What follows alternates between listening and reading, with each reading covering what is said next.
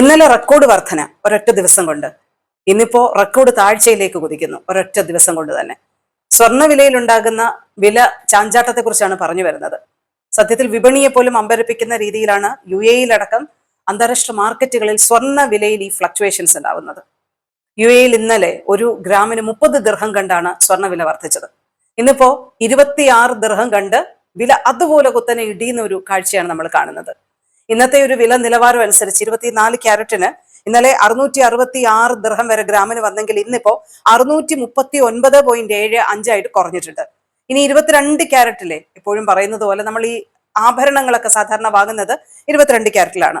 അതിന് ഇന്നലെ 600 ദിർഹമായിട്ട് ഉയർന്നെങ്കിൽ 592 ദിർഹം 5 ഫിൽസ് ആയിട്ട് ഇന്ന് കുറഞ്ഞിട്ടുണ്ട്.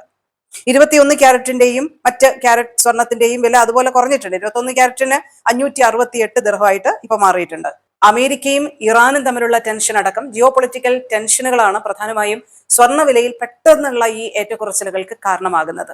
അപ്പൊ ഈ ഒരു ഫ്ലക്ച്വേഷൻസ് വരും ദിവസങ്ങളിലും തുടരാൻ തന്നെയാണ് സാധ്യത എന്ന് സൂചിപ്പിക്കുന്ന റിപ്പോർട്ടുകളാണ് ഇപ്പോൾ വന്നിരിക്കുന്നത്. നാട്ടിലെ വിലയുടെ കാര്യം ഇന്നലെ തന്നെ നമ്മൾ പറഞ്ഞതാണ്. 1,31,000 രൂപയൊക്കെയാണ് ഇന്നലെ ഒരു പവൻ സ്വർണത്തിന് വന്നതെങ്കിൽ ഇന്ന് അതുപോലെ ഒരു വിലക്കുറവ് സ്വർണത്തിന് നാട്ടിലും ഉണ്ടായിട്ടുണ്ട്. ഒറ്റയടിക്ക് പവൻ 5,240 രൂപ ഇന്ന് കുറഞ്ഞ് ഒരു പവൻ സ്വർണത്തിന് ഇന്നിപ്പോ 1,25,120 രൂപയായിട്ടുണ്ട്. ഗ്രാമിന് 655 രൂപ കുറഞ്ഞ് 15,640 രൂപയായിട്ടുണ്ട് എന്നുള്ളതാണ്.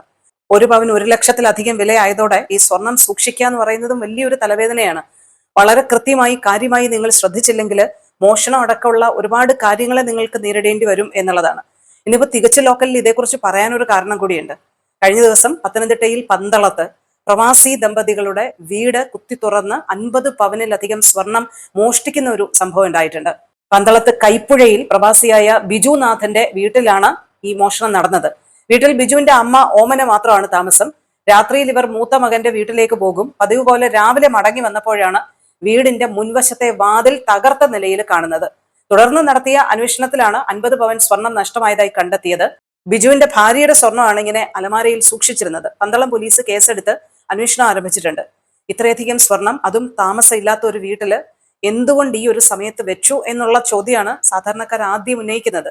സ്വർണം കൃത്യമായി സൂക്ഷിച്ചില്ലെങ്കിൽ വലിയ രീതിയിലുള്ള പ്രശ്നങ്ങളും മോഷണങ്ങളും ഒക്കെ ഉണ്ടാകാനുള്ള സാധ്യതയുണ്ട്. അത്രത്തോളം വലിയ വിലവർധനവാണ് സ്വർണത്തിന് പവൻ കണക്കിനുണ്ടായിരിക്കുന്നത് എന്നുള്ളൊരു കാര്യം പ്രത്യേകം ശ്രദ്ധിക്കുക. നിങ്ങളുടെ സമ്പാദ്യമാണ്, അത് കൃത്യമായി സൂക്ഷിക്കുക, കരുതുക. സ്വർണത്തിന്റെ കാര്യം പറയുമ്പോൾ ഇന്നത്തെ ഇന്ത്യൻ രൂപ ദിർഹം വിനിമയ നിരക്കുകൾ കൂടി ഒന്ന് വളരെ പെട്ടെന്ന് നോക്കിയിട്ട് പോകാം. ഇന്നിപ്പോ ഒരു UAE ദിർഹമിന് 24 രൂപ 92 പൈസയാണ് വിപണിയിൽ വില രേഖപ്പെടുത്തുന്നത്. UAE-യിൽ പേയ്മെന്റുകളൊക്കെ നടത്തുമ്പോൾ ഇനി നമുക്ക് ക്രെഡിറ്റ് കാർഡോ ഡെബിറ്റ് കാർഡോ ഇനി മൊബൈൽ ആപ്പുകളോ അതിൻ്റെ ഒന്നും ആവശ്യമില്ല. നമ്മുടെ മുഖവും കൈപ്പത്തിയും മാത്രം മതി നമുക്ക് വളരെ എളുപ്പം പേയ്മെന്റുകളൊക്കെ പൂർത്തിയാക്കാൻ കഴിയുന്ന ഒരു സംവിധാനം അധികം വൈകില്ല UAE-യിൽ നടപ്പാകും വിശാലമായ അർത്ഥത്തിൽ.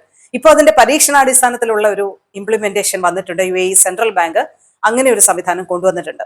അതായത് നമ്മുടെ മുഖമോ കൈപ്പത്തിയോ സ്കാൻ ചെയ്തുകൊണ്ട് നമുക്ക് UAE-യിൽ പേയ്മെന്റുകളൊക്കെ നടത്താൻ പറ്റും എന്നുള്ളതാണ് ഒരു സംവിധാനം. ഇത് മിഡിൽ ഈസ്റ്റിൽ ആദ്യമായിട്ടാണ് ഇങ്ങനെ ഒരു സംവിധാനം കൊണ്ടുവരുന്നത് കേട്ടോ. പേയ്മെന്റ് സ്ഥാപനമായ നെറ്റ്വർക്ക് ഇന്റർനാഷണലുമായി കൈകോർത്ത് എമിറേറ്റ്സ് ഇൻസ്റ്റിറ്റ്യൂട്ട് ഓഫ് ഫിനാൻസിലെ sandbox programme and innovation ഹബിലാണ് ഇങ്ങനെ ഒരു സംവിധാനം എക്സ്പെരിമെന്റൽ തലത്തിൽ കൊണ്ടുവന്നിരിക്കുന്നത്. പരീക്ഷണത്തിന്റെ ആദ്യഘട്ടം എന്നുള്ള നിലയിൽ ദുബായ് സർക്കാർ സ്ഥാപനമായ ദുബായ് ലാൻഡ് ഡിപ്പാർട്ട്മെന്റ് ഇല്ലേ, അവിടെയാണ് ഈ പുതിയ സൗകര്യം അവതരിപ്പിക്കുന്നത്. ഇവിടെ എത്തുന്ന ആളുകൾക്ക് അവരുടെ മുഖമോ കൈപ്പത്തിയോ സ്കാൻ ചെയ്തുകൊണ്ട് ഇടപാടുകൾ വേഗത്തിൽ പൂർത്തിയാക്കാൻ പറ്റും എന്നുള്ളതാണ്.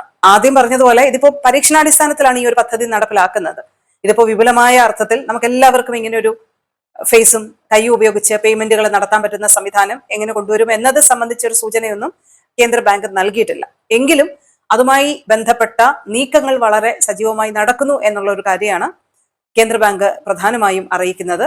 അധികം വൈകാതെ UAE-യിൽ ഒരുപക്ഷെ ഈ ഒരു പദ്ധതി വ്യാപകമാക്കാനാണ് അധികൃതർ ആലോചിക്കുന്നത് എന്ന് സൂചിപ്പിക്കുന്ന റിപ്പോർട്ടുകളാണ് പുറത്തു വരുന്നത്.